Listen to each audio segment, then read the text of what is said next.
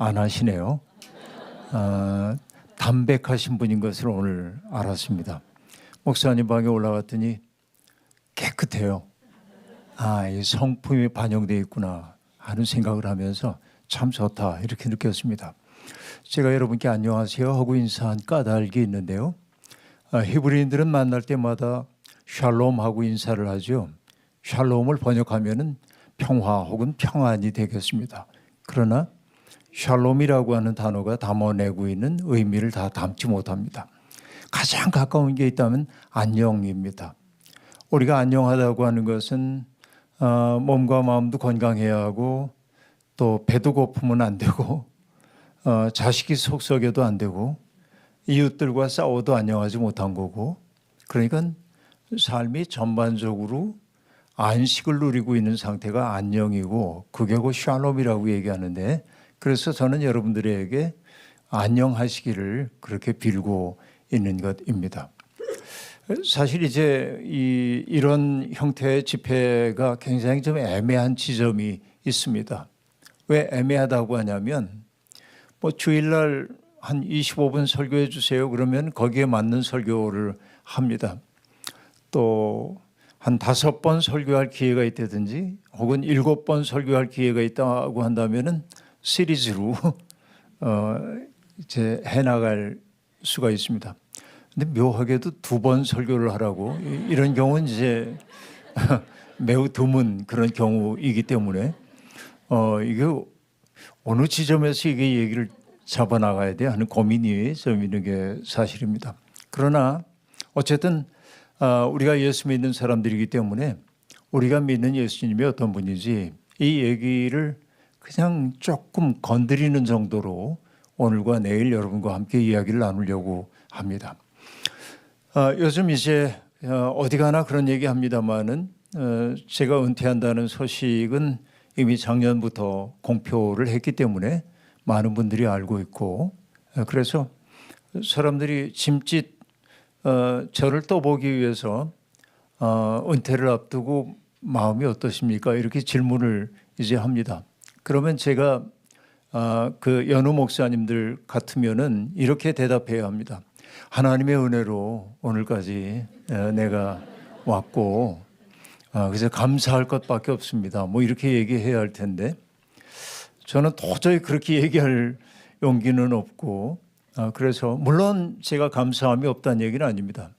생각해 보면은 정말 이 불충한 종을 사용하신 하나님이 위대하구나 하는 생각을 저는 늘 하고 있고, 그런 의미에서는 저는 정말 무상의 은혜를 받은 사람인 것이 이제 분명하고, 하나님이 약간 원망스러운 것은 뭐냐면은 왜 나를 혼내지 않으셨을까? 내가 좀 혼이 났더라면 조금 더 깊어졌을 텐데 목회하는 동안 큰 어려움 없이 왔기 때문에 내가 더 깊어지지 못했구나 하는 생각이 들기도 하긴 하지만, 그러나 하여튼 큰 어려움 없이 목회한 거 그렇게 보면 감사한 일이기도 합니다. 근데 제가 이제 기분이 어떠냐고 얘기를 할 때 제 마음속에 있는 얘기를 솔직하게 얘기합니다. 착잡하고 속상합니다. 그렇게 얘기하는데, 제가 목회했던 교회가 나를 서운하게 했기 때문에 착잡하고 서운하다는 얘기가 아니고, 사실은 제 인생을 담은 고백이기도 합니다. 왜냐하면 제가 처음 교회를 가고 예수를 믿게 되고, 그리고 예수를 믿은 지 얼마 되지 않아서 신학을 공부해야겠다고 작정을 하고 신학대학에 들어가고, 그랬던 까닭은 뭐냐면 예수라고 하는 분이 너무 아름다운 분이기 때문에 이 아름다운 분에게 내 인생을 거는 것이 꽤 괜찮은 일이겠다 생각하고 이제 이 길로 들어왔는데, 그로부터 제가 이제 올해로 딱 목회자로 43년을 살았습니다. 43년을 살고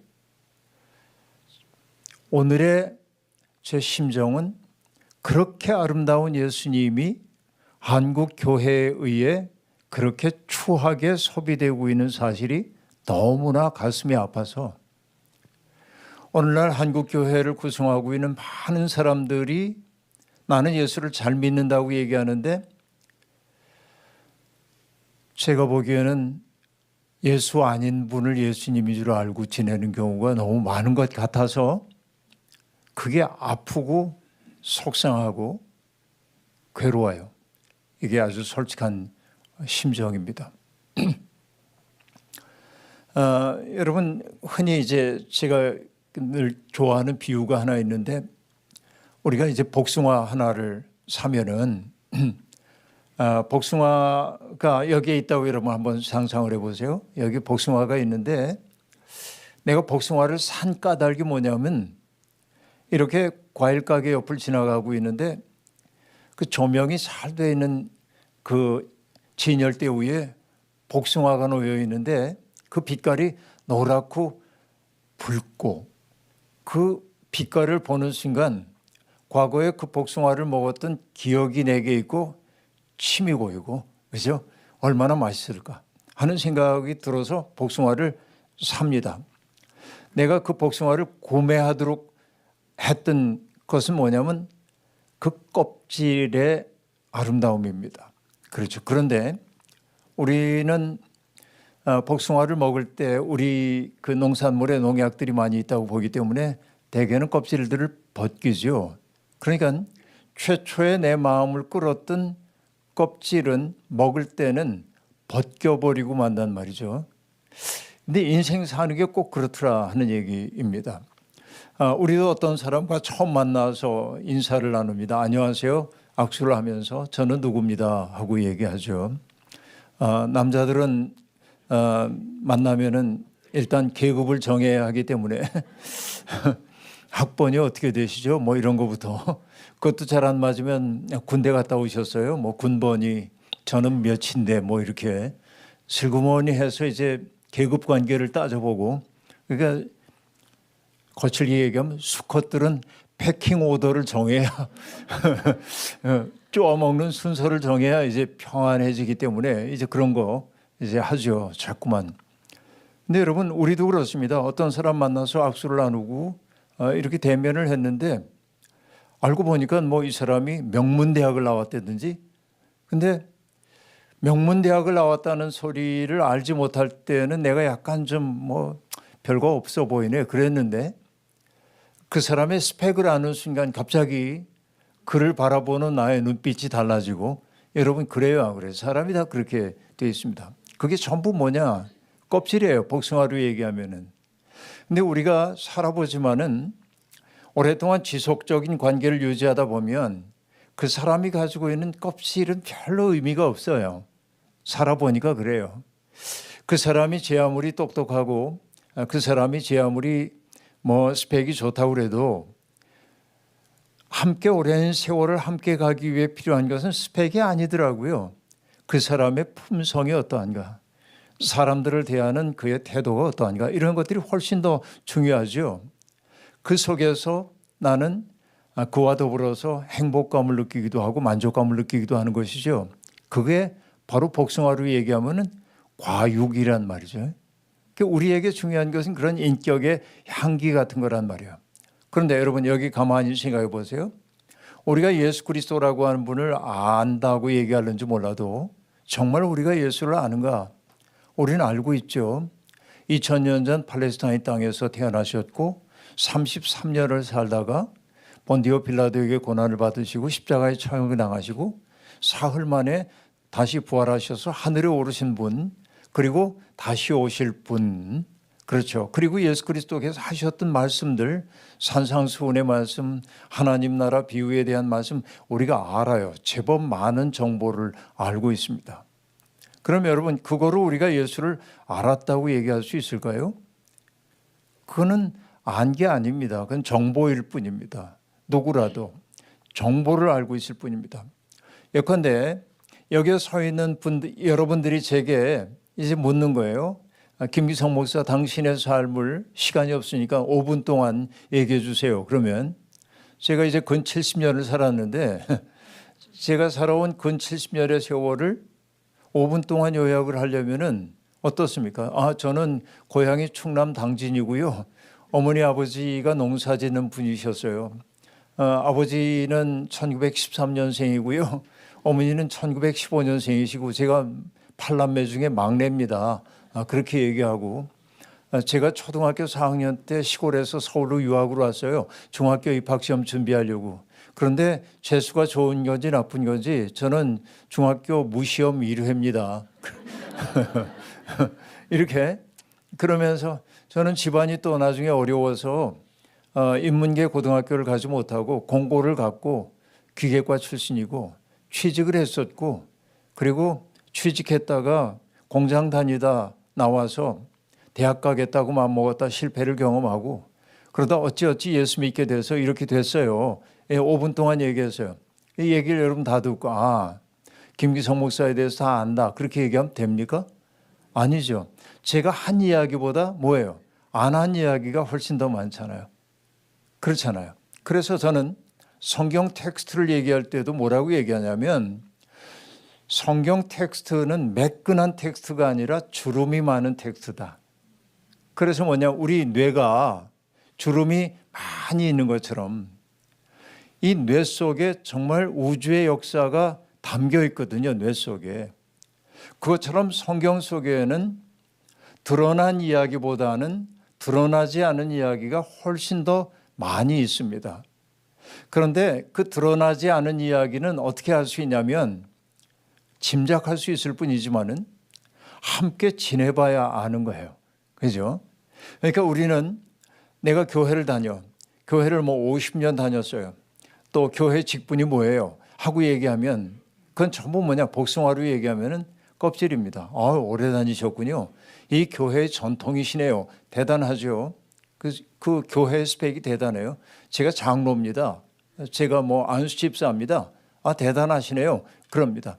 그러나 여러분, 그 껍질 그 자체는 근사하게 보이는지 몰라도 우리가 누군가와 함께 살다 보면 그건 아무것도 아니에요. 보면 그의 마음씀이 어떠한가 이런 것들이 더 중요하죠.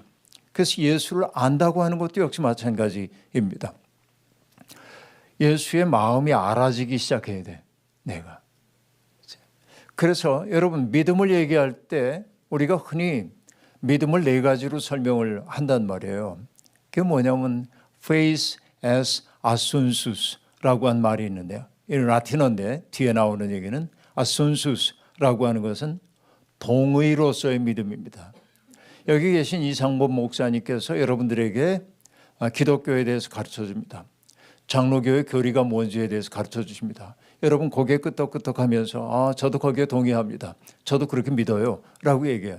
이 동의하는 게 믿음의 일부분인 게 이제 틀림없습니다. 그런데 믿음의 또 다른 차원은 뭐가 있느냐? 하나님을 신뢰하는 거. Faith as fidelitas라고 얘기하는데 fidelitas라고 하는 건 이게 라틴어입니다만은 신뢰하는 거예요. 여러분 신뢰한다라고 하는 것은 뭐예요? 신뢰, 트러스트 한다는 말은 맡길 수 있다라고 하는 겁니다. 내가 하나님을 믿는다고 하는 것은 뭐냐? 하나님께 나를 맡기는 것을 의미해요. 그렇죠?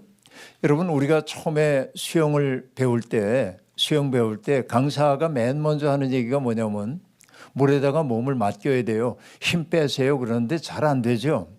모든 운동 잘하는 비결은 힘 빼는 데 있습니다. 그런데 힘 빼는 게 세상에서 제일 힘들어요. 그런데 수영을 해보신 분들은 알지만 목사님도 수영 즐기신다는 얘기 들었습니다만 수영하시는 분들은 물이 익숙해지면 물에다가 몸을 턱 맡기고 있는 그 순간이 얼마나 좋은지 모릅니다. 내가 완전히 릴렉스되는 경험을 하게 되는 거죠. 물이 나를 떠받들어 주는 거죠. 그래서 어떤 분은 믿음을 뭐라고 얘기하냐면 하나님의 부력을 신뢰하는 거래. 나를 이렇게 들어 올려주는 하나님의 부력을 신뢰하고 나를 그분에게 맡기는 거라고 얘기를 하고 있습니다. 여러분 연세 드신 분들은 혹시 아실지 모르겠습니다만은 일본의 작가 가운데 미우라 아야코라고 하는 작가가 있는데 그분이 썼던 빙점이라는 책이 굉장히 유명합니다. 그런데 미우라 아야코가 아주 좋은 신앙인이었죠. 근데 인생의 말년에 암이 찾아와요. 그 암에 걸려가지고서는 아주 고생을 많이 합니다. 기도도 했겠죠. 하나님 고쳐주세요 하고 기도했겠죠. 안 났어요. 근데 미우라 아야코가 죽음을 예감하면서 이런 기도를 하나님께 드립니다. 하나님, 당신이 하시는 일은 언제나 옳습니다. 왜냐하면 당신은 나보다 나를 더 잘 아시고 나보다 나를 더 사랑하시기 때문입니다. 여러분, 내가 병 낫지 않는 것은 하나님 원망스러울 수도 있는, 당신이 하시는 일은 옳습니다. 나보다 나를 더 잘 아시고 나보다 나를 더 사랑하시는 줄 알기 때문에 그럽니다. 이게 뭐예요? 맡겨버린 거죠. 나를 맡긴 거예요. 십자가에 달리신 예수님을 보세요. 나의 하나님 어찌하여 나를 버리십니까? 그렇죠. 깊은 번민과 고뇌 속에 있습니다. 그러나 하나님 침묵하실 때 예수님이 결국 하신 말씀 뭡니까? 아버지 내 영혼을 아버지께 맡기나이다. 이해할 수는 없지만은 이해를 넘어서는 하나님에 대한 사랑이 내 속에 있단 말이죠. 그러니까 그 하나님의 사랑이 나를 던지는 거예요. 이게 신뢰로서의 믿음인 겁니다. 우리 그렇게 잘 신뢰됩니까? 하나님에 대한 신뢰? 여러분, 잘 신뢰 안 될 때가 많이 있죠. 근데 여러분, 신뢰로서의 믿음을 보여주는 이 가운데 하나가 누굽니까? 베드로죠. 베드로. 풍랑이 있는 바다에서 주님 걸어오시는 것을 보고 도깨비인 줄 알았다가 나다, 두려워하지 말아라. 그러니까 정말 주님이시면 나도 걷게 하소서, 와라. 그러자 베드로가 어떻게 했습니까? 정말 풍랑이 있는 파도 속으로 발을 내밀잖아요. 이게 뭡니까? 정말 미친 짓이죠. 그게 뭐예요? 확실성이 보장되어 있기 때문에 물로 발을 내디뎠습니까? 아니요. 인격의 모험을 한 거예요. 믿음은 인격의 모험을 하는 거예요. 나를 맡기는 거예요. 톡 하고 맡기는 거예요. 그러니까 여러분, 우리가 하나님을 신뢰한다고 하는 것은 뭐냐면은 내가 하나님께 나를 맡길 때 내가 나를 책임지려 할 때보다 하나님이 나를 더 책임지실 거다 하는 마음이 있어야 돼. 이게 신뢰입니다. 그런데 믿음의 세 번째 차원은 뭐냐면 faith as fiducia라고 말하는데, fiducia라고 하는 건 어떤 것이냐? 신실함이에요. 네? 신실한 거.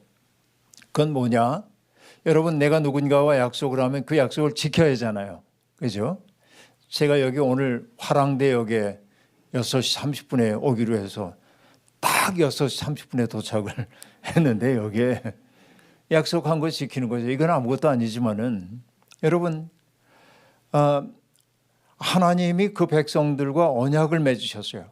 언약을 맺는다고 하는 것은 뭐냐? 하나님과 그 백성 사이에 곧게 결속이 되어 있습니다. 그건 뭐예요? 결속한다고 하는 것은 내 자유를 그에게 맡겼어요. 여러분, 하나님과 인간 사이에 언약이 맺어졌다는 것의 놀라움은 뭐냐면 무한하고 무한히 자유로우신 하나님이 우리와 약속을 하셨기 때문에 약속의 메인 존재가 된 거예요. 하나님이. 이게 놀라운 사랑이죠. 그래서 구약 성서 시대의 예언자들은 하나님과 그 백성 사이의 관계를 혼인 관계로 얘기를 했고 그 혼인 관계에 신실해야 된다고 얘기를 했어요. 그게 신실함으로서의 믿음이라고 얘기할 수 있습니다. 약속은 지켜야 합니다. 제가 주례를 할 때마다 젊은이들에게 주례 상담을 하러 이렇게 오면은 면담을 하고 나중에 결혼 순서를 이렇게 정할 때 제가 꼭 얘기합니다. 이렇게 살겠습니까? 그러면 예 하고 대답하기도 하지만은 저는 언제나 서약서를 본인들이 써오도록 요구합니다. 두 분이 함께 살 거니까 이런 마음으로 살겠다고 서약서를 써오세요. 그래서 결혼식에서 서약을 제가 시킵니다. 왜? 결혼의 핵심은 서약에 있다고 믿기 때문에 그렇습니다. 벌써 오래된 옛날입니다마는 저희 교회에 권사님 한 분이 뇌졸중으로 쓰러진 자기 남편을 11년 동안을 돌본 분이 계십니다. 꼼짝도 못했어요. 이분은 자리에 누워서. 체격이 크신 분이었는데 그 여자 권사님은 자그마한 분이고, 근데 뭐 경제적인 능력이 있는데도 요양병원 이런 데 안 보내고 본인이 다 돌봐 주셨어요. 11년 동안 자리 보존하고 누웠는데 욕창 한 번 난 적이 없습니다. 얼마나 애썼는지 알 수 있죠. 그러니까 우리가 보기에도 안타까워요. 경제적 능력도 되시는데 좀 이렇게 병원에 모시면 어떨까 싶은데도 끝까지 이렇게 하는 거예요. 돌아가셔서 장례식을 치르고 돌아오는 차 안에서 그 권사님과 같이 앉아 있었습니다. 그분의 노고가 떠올랐어요. 가슴 아프게. 그래서 권사님께 여쭤봤습니다. 권사님, 어떻게 그 긴 세월 동안 남편을 그렇게 정성으로 돌보셨어요? 그래서 권사님이 웃으면서 이렇게 얘기하십니다. 제가 어릴 때 결혼했는데요. 목사님이 주례를 하시는데 슬플 때나 기쁠 때나 고통스러울 때나 병들 때나 함께 하지 않냐고 물으셔가지고 제가 철이 없었지 뭐예요. 네, 그러고 대답했어요. 여러분, 우리도 여기 결혼한 분들 많이 계시겠습니다만은 예, 그러잖아요. 되게. 근데 약속 잘 안 지킬 때가 많잖아요. 근데 이 권사님은 그 약속을 지킨 거예요. 호호호 웃으면서 내가 철이 없어가지고 예, 그랬잖아요. 여러분, 요즘 제가 젊은이들의 결혼 관계를 보면서 속상한 건 뭐냐면 서약을 잘 안 하고 서약을 잘 안 지킨다는 데 있습니다. 서약을 지킬 수 있어야 사람이 크거든요. 사람이 크는 거는 그런 거입니다. 결혼식 할 때 이렇게 얘기하나요?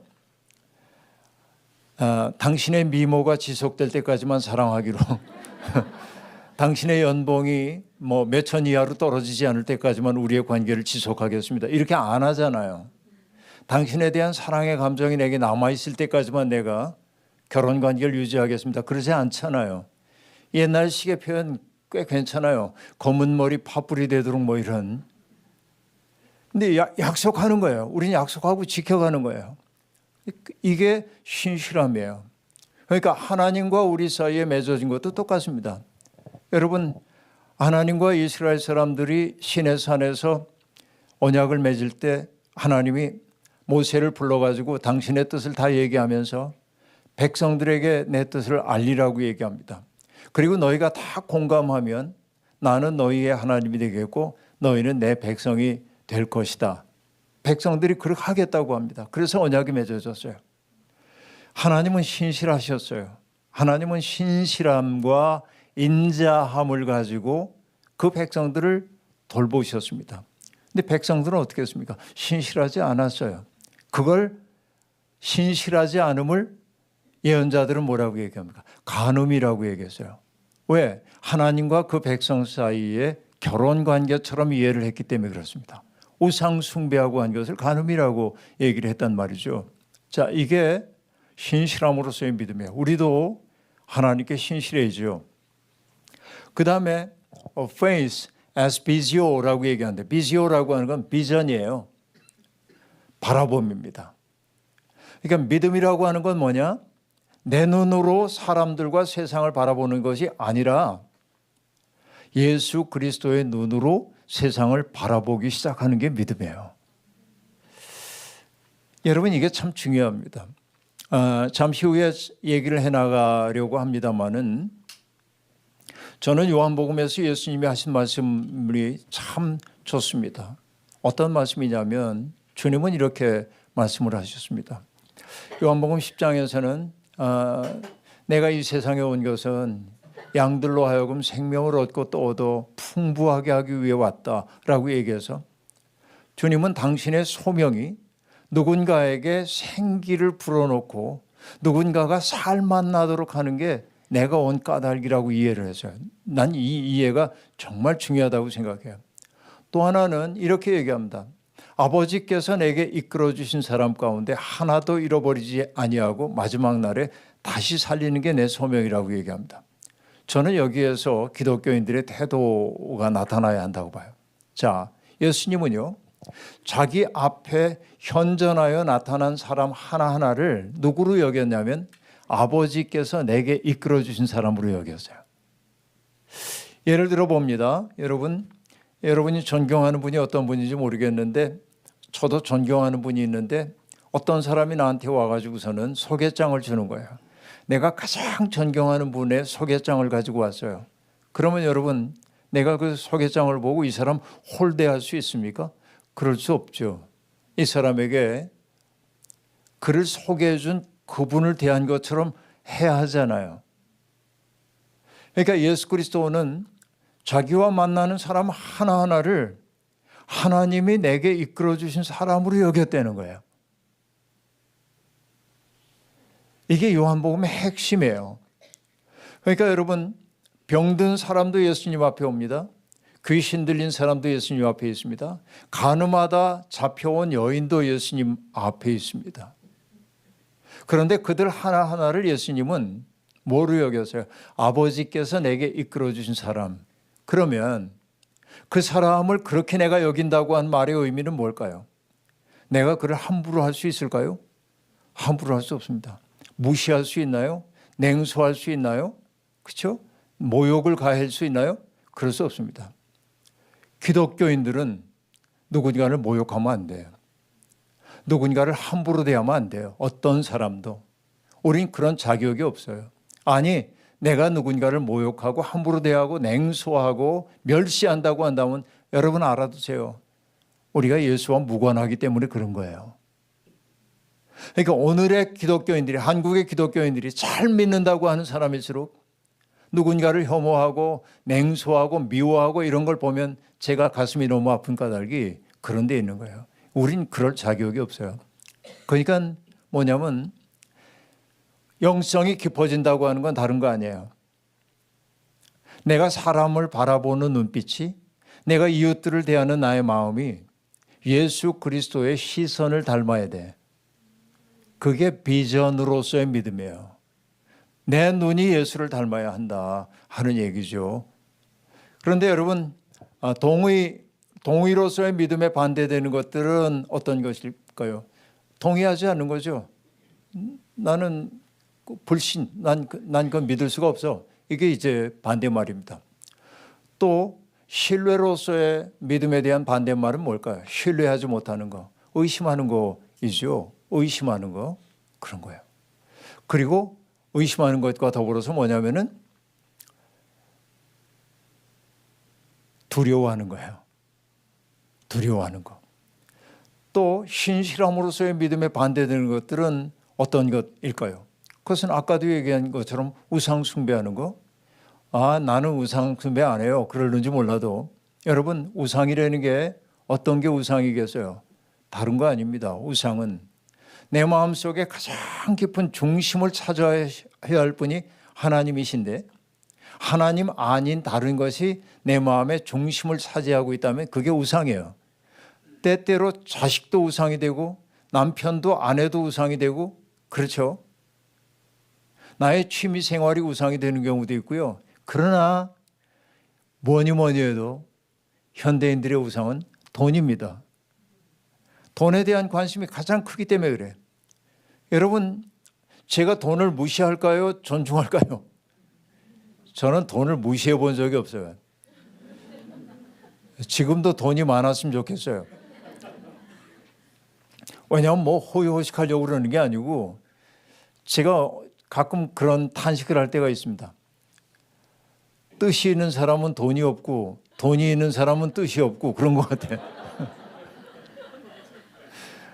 그런 것 같아요, 여러분. 정말 뭔가 아름다운 일을 하려는 사람은 돈이 없고 돈 많은 사람은 별로 뜻이 없어 그런 일을 할.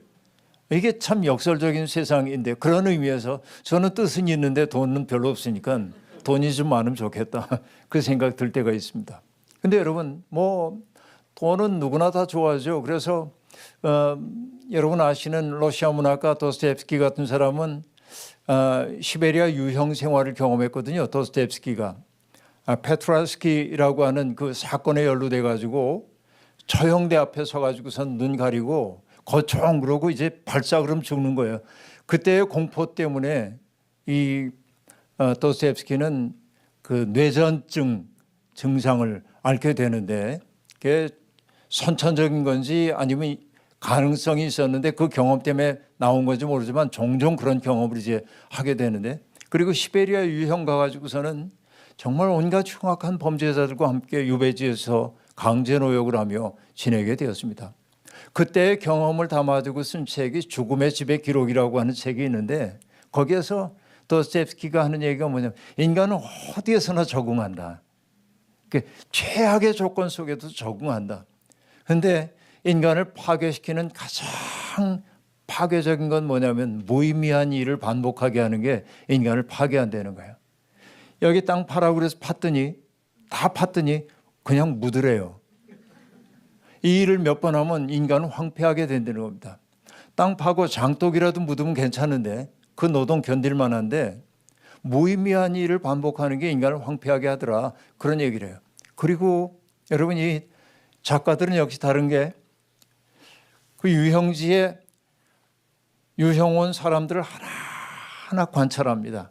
그들의 마음씀, 행동 특성, 몸짓, 그들이 사람들을 대하는 태도, 그게 뭐냐면 이후에 그의 작가로서의 생활에 밑받침이 돼. 온갖 인물들을 만들어내. 근데 여러분, 이 유형지에 거기에 강제 수용소 그 속에서도 뭐냐면 돈을 가지고 있는 사람들은 굉장히 많은 걸 누려요. 그러니까 어떻게든지 돈을 만들어 가지고 뭔가를 누리려고 그래. 그래서 여러분, 이 도스토옙스키가 그 책에서 하는 유명한 얘기가 있습니다. 돈을 뭐라고 얘기하냐면 coined liberty 그래. 주조된 자유야. 자유를 살 수 있어요. 돈이 있으면 자유로워져. 그러니까 여러분, 돈 좋죠? 우리도 돈이 있으면 자유롭잖아요. 저도 경험해 봐서 압니다. 우리 교인 한 분이 예술의 전당에 목사님 음악 감상하러 오시죠. 그래서 갔더니 또 전화했어요. 목사님 식사도 같이 하시죠. 그래서 예, 그랬더니 어디로 갈까요? 그랬더니 어디 이태리 음식점으로 가 계시래. 자기가 오겠다고. 들어갔는데 메뉴를 보니까 엄청 비싼 거예요. 근데 안 와. 이 교인이 시간은 다 돼가는데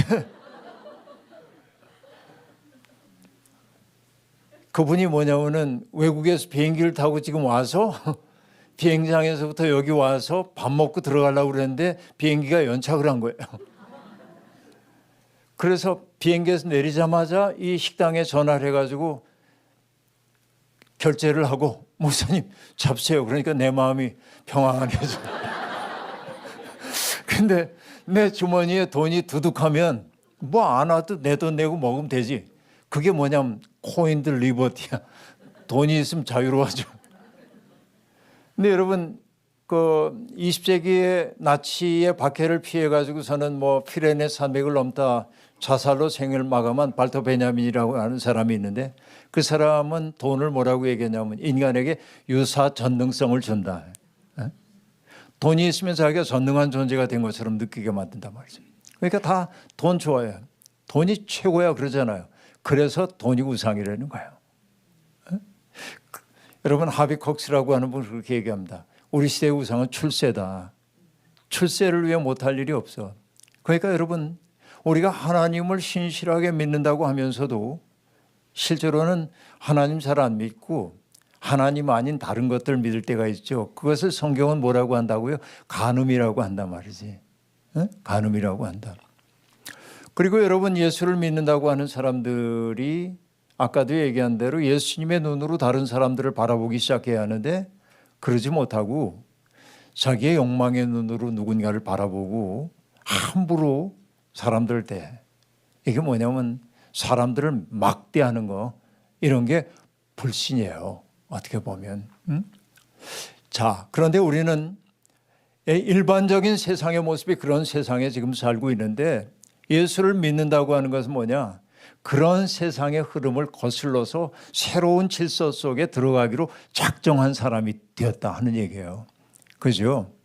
여러분, 어느 날 예수님이 갈릴리 해변을 다니시다가 고기잡이를 하고 있는 어부들을 부르십니다. 나를 따라오너라. 내가 너희를 사람 낚는 어부가 되게 하겠다라고 얘기할 때 그 어부들이 배와 그물을 버려두고 예수를 따랐다. 그렇게 말합니다. 여러분, 별거 아닌 것 같은 말씀인데요. 예수를 따랐다라고 하는 이 말의 의미가 뭔지를 우리가 생각해 볼 필요가 있습니다. 사실은 이제 오늘 하루 잠깐 얘기하는 게 처음부터 이게 좀 애매하다 얘기했던 게 해야 할 말과 하고 싶은 말은 넘치나 시간의 제약이 있기 때문에 지금 머릿속에서 어떤 얘기를 하고 어떤 얘기를 제거해야 하나 지금 잘 가늠이 안 돼. 뜻 가다 못 가면 그만 가면 되지. 그런 마음으로 가는데요. 여러분, 예수님이 공생애를 시작하시면서 맨 처음 하셨던 말씀이 뭐냐면 때가 찼다. 하나님 나라가 가까이 왔다. 회개하여라. 복음을 믿어라. 4개의 문장입니다. 단문으로 되어 있는 때가 찼다. 이때 때라고 하는 것은 여러분 들어보셨지 모르지만 카이로스라고 하는 건데, 카이로스라고 하는 것은 시간으로 계측할 수 있는 하루가 24시간, 한 주일이 7일 이런 계량할 수 있는 시간이 크로노스라고 얘기한다면, 카이로스는 수직의 시간이 우리의 삶 속에 개입해 들어오는 시간이에요. 결정적 시간입니다. 결정적 시간. 그러니까 예수 그리스도가 때가 찼다라고 하는 것은 뭐냐면 결정적 시간이 도래했다 지금. 그리고 그 결정적 시간의 내용을 뭐라고 얘기했습니까? 하나님 나라. 하나님 나라가 가까이 왔다. 그렇게 얘기를 했습니다. 우리는 흔히 하나님 나라는 죽으면 가는 나라라고 생각합니다. 예, 저도 확신합니다. 저도 이 세상 떠나면 나의 이 작은 생명이 하나님의 큰 생명 속에 안기게 될 것을 소망하고 삽니다. 하나님 나라에 대한 기대가 있어요. 저는 여러분 성경에서 제일 좋아하는 이미지 가운데 하나가 뭐냐면 요한계시록에 나오는 이미지예요. 보좌에 앉으신 분이 계시고요. 그 옆에 죽임을 당한 것 같은 어린 양이 있고 네 생물들이 있고 24장로가 보좌를 에워싸고 있어요. 네 생물이 보좌에 앉으신 분을 찬양합니다. 24장로가 보좌에 앉으신 분과 어린 양을 찬양합니다. 그러자 천군 천사가 찬양에 동참합니다. 그러자 온 우주가 찬양에 동참해요. 얼마나 장엄한 비전인지 모릅니다. 저도 내가 죽더라도 나는 이 찬양 속에 끼게 될 거다 하는 기대가 있어요. 그런데 여러분, 죽어서만 하나님 나라 간다고 생각하면 안 됩니다.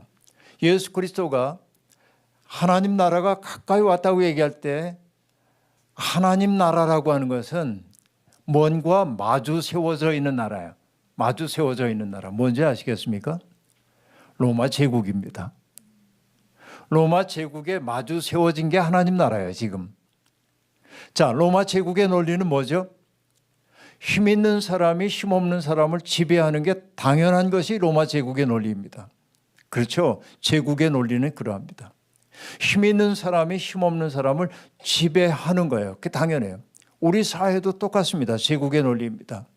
그렇죠? 승자 독식 사회라고 우리가 얘기하고 있습니다.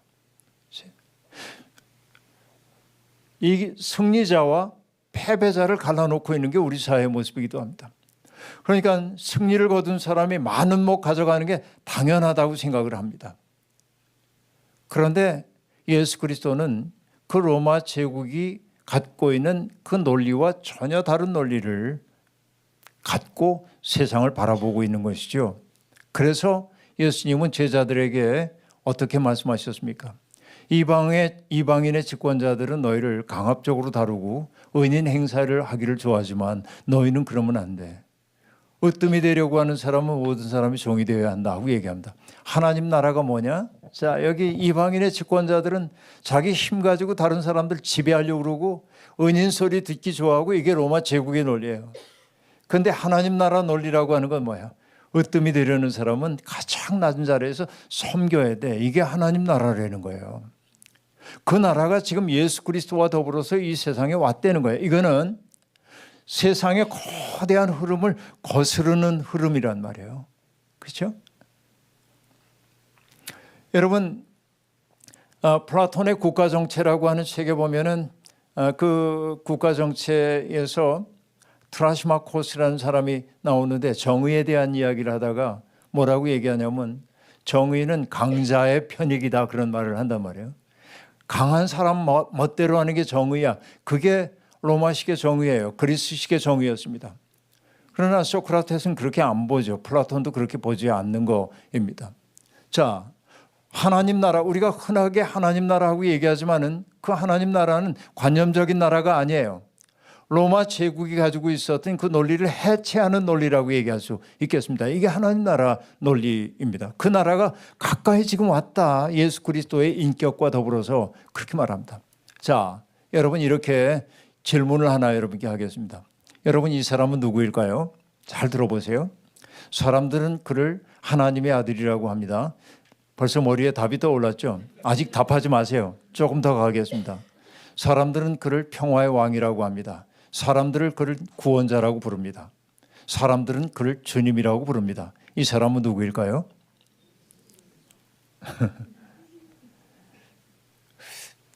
제가 브레이크를 하나 잡아놨기 때문에 지금 망설이고 있죠. 머릿속에 답은 떠올랐는데 얘기하면 왠지 틀릴 것 같은 불안감이 들고, 예, 여러분 얘기한 게 맞습니다. 누구라고요? 예수님이죠. 그러나 금방 제가 얘기했던 그 모든 호칭을 받았던 최초의 사람은 예수님이 아닙니다. 그 사람은 누구냐면 옥타비아누스라고 하는 사람입니다. 들어보셨나요? 옥타비아누스라는 사람 들어본 분도 있고 못 들어본 분도 있을 겁니다. 자, 이 옥타비아누스라는 사람은 누구냐면 여러분 줄리어스 시저라고 하는 사람 들어보셨죠? 줄리어스 시저. 이 줄리어스 시저가 그 독재관이었습니다. 나라를 다스리고 있는 아직 황제는 아니고 세 사람의 아주 유력한 정치인이었는데 너무 힘이 세지니까 황제의 버금가는 능력을 지위를 갖게 되세요. 그러자 공화주의자들이 귀족들이 이러다가 이거 황제가 되겠는데 안 되겠다 제거해야겠다. 그래서 귀족들이 들고 일어나 가지고 줄리어스 시저를 시해합니다. 그 시해에 가장 가담했던 사람이 누구냐면 줄리어스 시저에 아주 가까웠던 사람인 블루투스라는 사람이에요. 그래서 셰익스피어의 희곡 줄리어스 시저를 보면 줄리어스 시저가 이 블루투스의 칼을 맞으며 뭐라고 합니까? 브루투스 너마저도 그렇게 얘기한단 말이에요. 이게 유명한 대사죠. 브루투스 너마저도 그래요. 그래서 어쨌든 이 줄리어스 시저가 세상을 떠납니다. 그러자 권력의 공백이 생기자 줄리어스 시저 밑에 있었던 세 사람이 그 권력을 분점하여 갖게 됩니다. 한 사람은 라피두스라고 한 사람인데 권력욕이 별로 없어요. 나는 그저 이 정도로 만족해. 근데 권력욕의 화신과 같은 사람이 있습니다. 안토니우스라고 하는 사람입니다. 이 사람은 권력욕이 대단하고 아주 전쟁을 많이 치렀던 역전의 용사입니다. 근데 또 한 사람이 옥타비아누스입니다. 근데 줄리어스 시저가 시해를 당했을 때 옥타비아누스는 겨우 19살에 불과했습니다. 전쟁 경험도 별로 없고 몸도 건강하지 않아요. 병약해요. 그런데 이 옥타비아누스에게는 상징 자본이 하나 있었어요. 그게 뭐냐? 줄리어스 시저의 양아들이야. 그러니까 로마 사람들이 줄리어스 시저에 대한 그리움을 갖고 있거든요. 좋아하는 사람들이 많아서. 그러니까 이 옥타비아누스에게 마음이 많이 가요. 그러나 현실 정치적으로는 누가 안토니우스라고 하는 사람이 세력을 잡고 있는 거예요. 특별히 이 안토니우스는 애굽 지역까지 다스리는 사람인데 애굽 왕이었던 클레오파트라와 부부가 됩니다. 여러분 클레오파트라의 코가 뭐 한 자만 낮아도 서양 역사 달라졌던 그 여자 그 결혼한 거예요. 그렇게. 그러니까 세력이 막강합니다. 이 안토니우스가. 전쟁이 벌어져요. 옥타비아누스하고. 근데 옥타비아누스가 지혜로워요. 전쟁하면 자기 질 거 뻔히 알아. 그러니까 아저씨 해가면서 왜 그러세요? 이러면서 전쟁을 슬슬 피해요. 그리고 뭐 자기 누이하고 이렇게 결혼 관계 맺도록 해주고 뭐 이런 걸 통해서 전쟁을 슬슬 피하다가 자기 힘이 딱 생겼을 때 딱 붙는 거예요. 그래서 31년에 주전 31년에 악티움이라고 하는 바다에서 해전이 벌어집니다. 거기에서 안토니우스와 이 그 클레오파트라 연합군을 물리쳐요. 옥타비아누스가.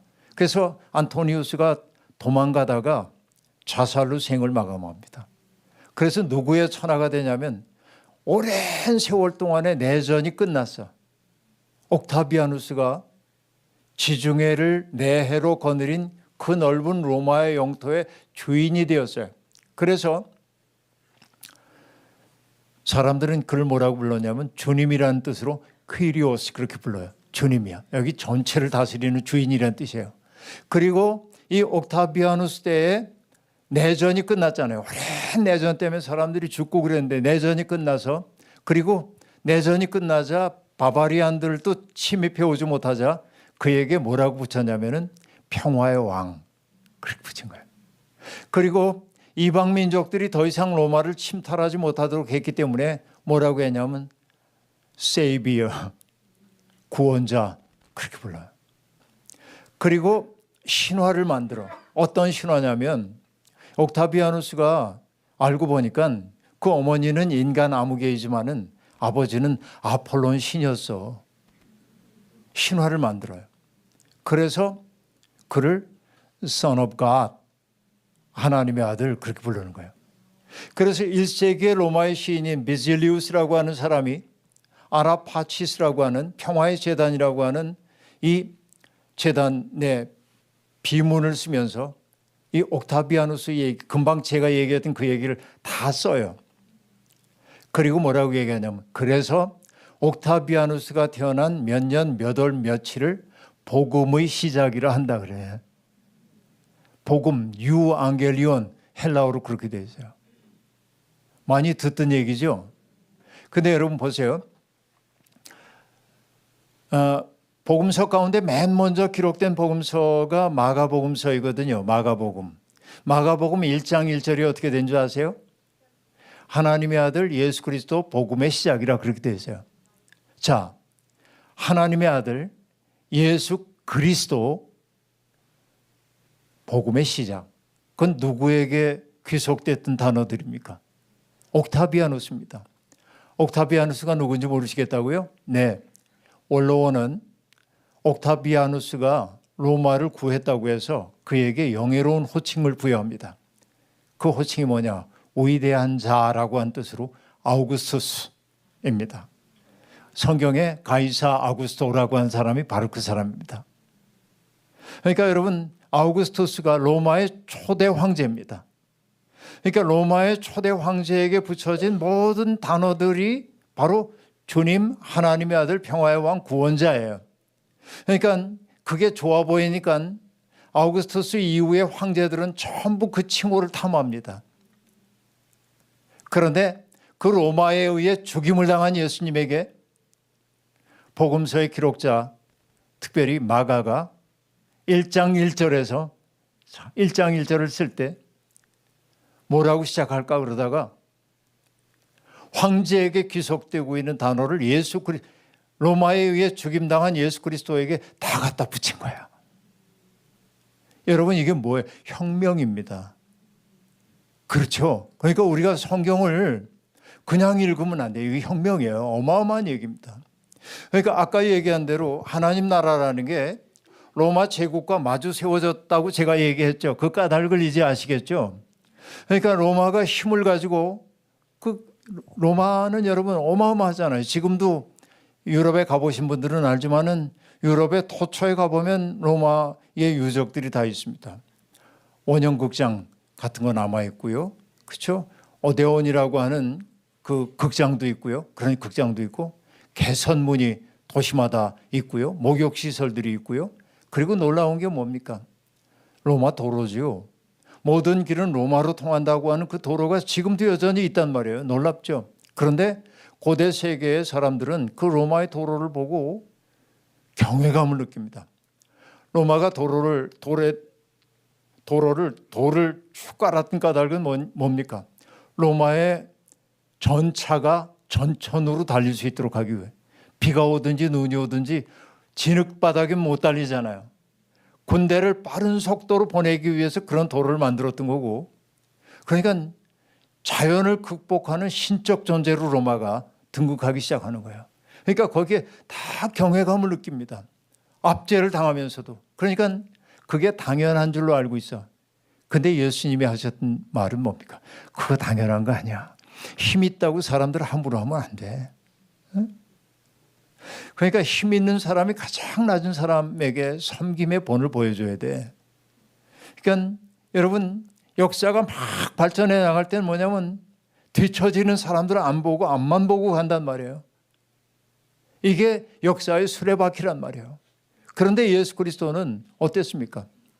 그 역사의 수레바퀴에 치인 사람들에게 세세한 관심을 두는 거예요. 그러니까 여러분 오늘 우리가 신약 얘기를 하고 있습니다마는 출애굽기에서 출애굽기에서 하나님이 모세에게 모습을 드러내기 전에 출애굽기의 1, 2장에 보면 어떤 말이 나오냐면은 하나님이 당신의 백성 이스라엘이 신음하는 신음소리를 들으시고 그들의 고통당하는 것을 보시고 그들의 고난을 아셨다 그래. 하나님은 어떤 분이냐? 힘 있는 사람들만을 보장해 주는 분이 아니라 땅에서 들려오는 신음소리에 예민하게 반응하시는 분이다. 그래서 여러분도 잘 아시는 신학자이고 의사이고 바흐 연주자인 앨버트 슈바이처 박사가 그분이 신학자라는 사실은 잘 알려져 있지 않습니다. 그 당시에 이 앨버트 아인슈타인 그 당시에 그는 역사적 예수에 관한 최고의 책을 쓴 사람입니다. 역사적 예수 연구 최고의 책을 써요. 근데 그 책에서 제가 건진 말, 그 기억나는 말 하나는 뭐냐면 하나님은 땅에서 들려오는 신음소리를 당신의 나라가 임하소서라는 기도로 들으신대요. 우리가 믿는 하나님이 어떤 분인지를 알려주고 있어요. 땅에서 들려오는 신음소리를 당신의 나라가 임하소서라는 기도로 들으죠. 그러니까 하나님의 눈이 누구에게 가 있냐면 역사가 앞으로 진행돼 나가면서 그 역사의 수레바퀴에 깔려서 찢기고 상하고 그런 사람 역사는 돌보지 않지만 하나님의 눈은 그들을 헤아리고 있는데 예수 그리스도가 그랬단 말이죠. 우리가 예수를 믿는다고 하는 것은 아까 예수님의 눈으로 세상을 보기 시작하는 거라고 얘기했잖아요. 우리의 눈길이 어디로 가야 하는지를 보여주는 거예요. 이게. 그렇죠? 그러니까 여러분 마가복음 1장 1절 여러분 글 쓰는 사람들은 다 압니다. 뭘 아냐면 첫 문장이 제일 어려워요. 내일도 이제 제가 경향신문에 쓰는 컬럼이 나오는 날인데 4주에 한 번씩 나오거든요. 그리고 뭐 다른 신문에도 글 쓰고 제가 지금 만 35년 동안을 신문과 잡지에 한 달도 거르지 않고 여러 꼭지에 글을 써왔어요. 지금까지. 근데 거기가 35년 글 썼으니까 글 쓰는 거 쉬울 거죠? 한번 해보세요. 쉬운지. 그리고 여러분 신문 컬럼이라는 게 딱 글자 수가 있어요. 2140자. 간격 포함해서 1940자 그래요. 그러면 글을 쓰면서 계산을 해야 돼. 이야 이제 1860자네. 그럼 몇 잘 더 써야 되나? 이거 계산해야 돼. 그러니까 여러분 컬럼 그냥 써지는 거 아니에요. 복잡합니다. 근데 여러분 첫 문장을 어떻게 써야겠다는 게 알아지면 그 다음부터는 좀 쉬워져요. 그러니까 옛날에 여러분 이 마가가 복음서를 쓸 때 맨 처음에 뭘 써야 할까 고민을 하다가 정말 로마 황제에게 귀속되고 있는 모든 단어를 로마에 의해 처형당한 예수님에게 갖다 붙였다고 하는 것은 혁명일 수밖에 없다 하는 얘기입니다. 그렇죠? 그럼 도대체 마가는 예수의 무엇을 보았길래 그렇게 예수님에게 그 모든 호칭을 갖다 주었을까? 이게 우리의 관심이죠. 자, 나를 따르라 하시고 제자들과 함께 주님이 벌였던 하나님 나라 운동은 어떤 것입니까? 흔히 이렇게 얘기합니다. 주님의 사역 얘기할 때 병든 사람 치유해 주고요. 귀신 들린 사람에게서 귀신 내쫓아 주고요. 소외된 사람의 벗이 되어 줬다고 얘기합니다. 그리고 예수 그리스도께서 계신 곳마다 식탁 공동체가 이루어졌다. 이렇게 얘기를 합니다. 주님은 정말 인생을 아름답게 사셨던 분임이 분명합니다.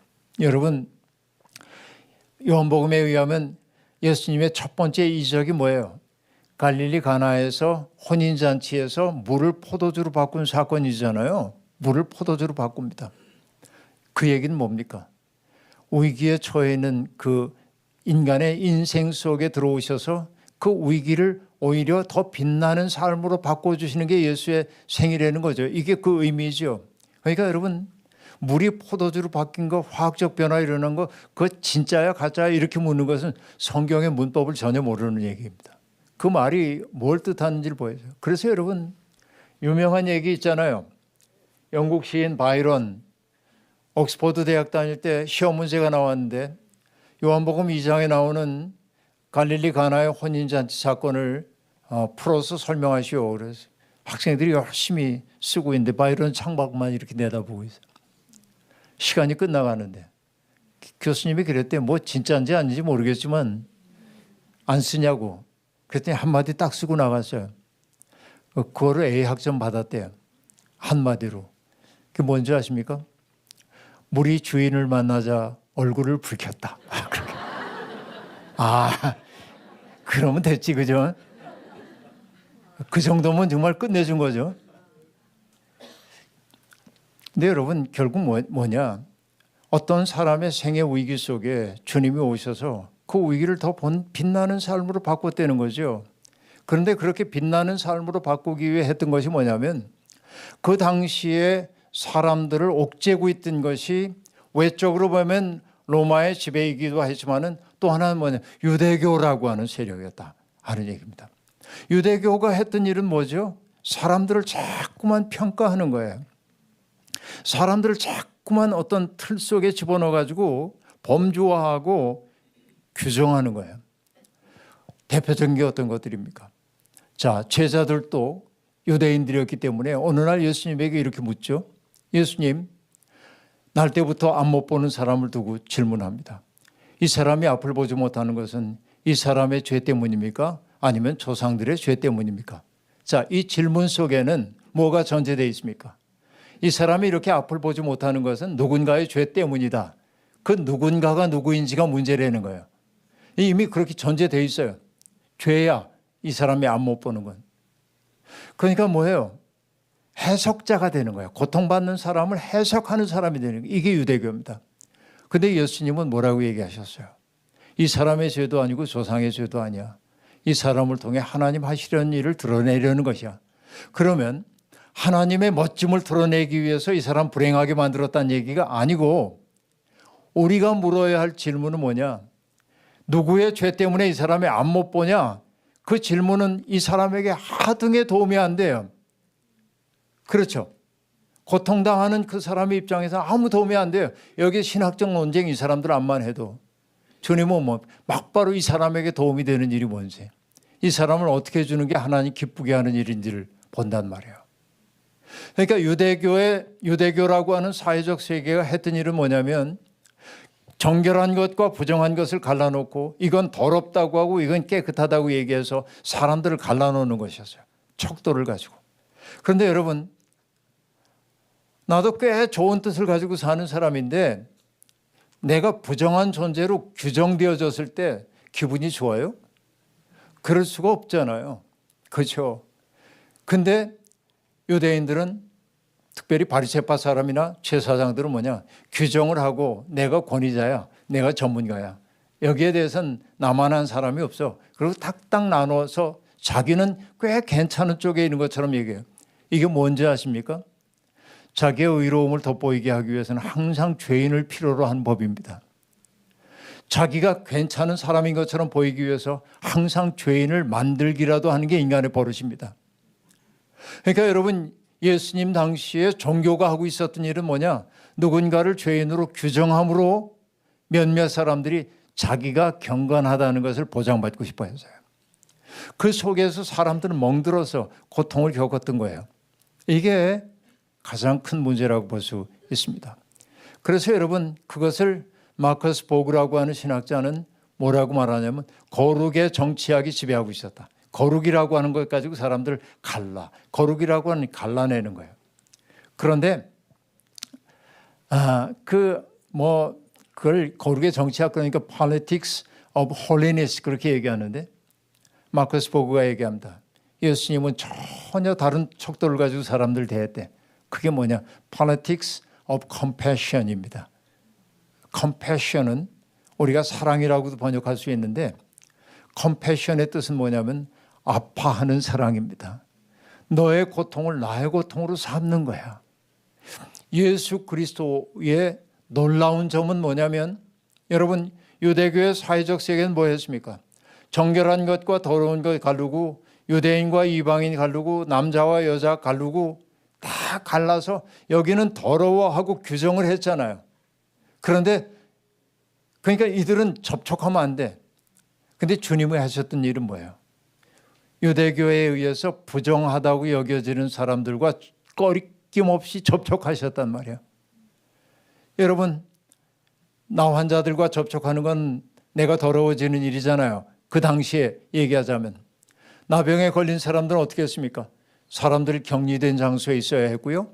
그리고 사람들이 있는 곳에 어쩌다 나와야 할 일이 있을 때 자기의 눈을 가리고 사람들이 멀리 보면 이렇게 외쳐야 했습니다. 부정, 부정. 나하고 만나면 더러워져요. 그런 얘기예요. 여러분, 병도 고통스러운데 그렇게 얘기하는 거예요. 그러니까 사람들은 부정하다 하고 돌아섰잖아요. 근데 주님이 어떻게 했어요? 나 환자를 볼 때 그의 몸에 손을 대시고 이게 뭐예요? 그의 고통을 내 것으로 가져오는 거예요. 예수 그리스도가 우리의 모든 죄를 짊어졌다고 하는 그 얘기는 교리적인 언어가 아니라 나의 서러움과 고통과 나의 더러움을 그분은 마치 자신의 것인 양 수납하셨다. 그래서 나를 깨끗하게 해주셨다. 이게 예수예요. 나를 따르라고 하신 주님은 바로 그 길로 우리를 부르고 계시다 하는 얘기입니다. 그렇죠? 그 길로 가야 합니다. 제가 마음속으로 정한 시간이 다 돼서 오늘은 여기까지 하고 내일 그 예수를 따르면서 생겨나는 일이 무엇인지에 대한 얘기를 짧지만 내일도 이 정도 길이로 얘기를 한번 해보도록 하겠습니다. 여러분 잊지 마세요. 믿음의 네 차원 기억나시죠? 동의, 신뢰, 신실함, 비전. 예수의 눈길 닮아야 한다고 얘기했어요. 그리고 마가복음 1장 1절 잊지 마세요. 그죠? 누구에게 먼저 주어졌던 귀절이라고요? 옥타비아누스입니다. 로마 황제. 로마가 가는 길은 힘이 정의의 길이에요. 힘 있는 자가 마음대로 해도 되는 세상입니다. 그러나 예수님은 뭐예요? 힘이 아니라 사랑으로 누군가의 종되는 자유를 얘기해서 우린 그 길로 부름을 받았다. 자, 아가페 교회. 여러분 이제 우리가 내일 보는 본문이 아가페와 관련된 본문이기도 합니다만은 그 얘기 내일 하도록 하겠습니다. 기도하시죠. 하나님, 부족한 종을 이곳에 보내셔서 하나님의 말씀을 함께 나누게 해주시니 감사합니다. 우리가 예수를 믿는다고 말로는 고백하지만 우리는 겨우 껍질을 알면서 예수님을 안다고 말했는지 모르겠습니다. 우리도 예수님처럼 인격의 향내를 풍기며 살아야 하는데 오히려 악취를 풍긴 것은 아닌지 두려움 속에 있습니다. 그러나 주님, 우리가 정말로 주님의 종일진데 우리를 버리지 마옵시고 우리가 끝끝내 진리의 길 걸을 수 있도록 우리를 붙들어 주옵소서. 예수님의 이름으로 기도하옵나이다. 아멘.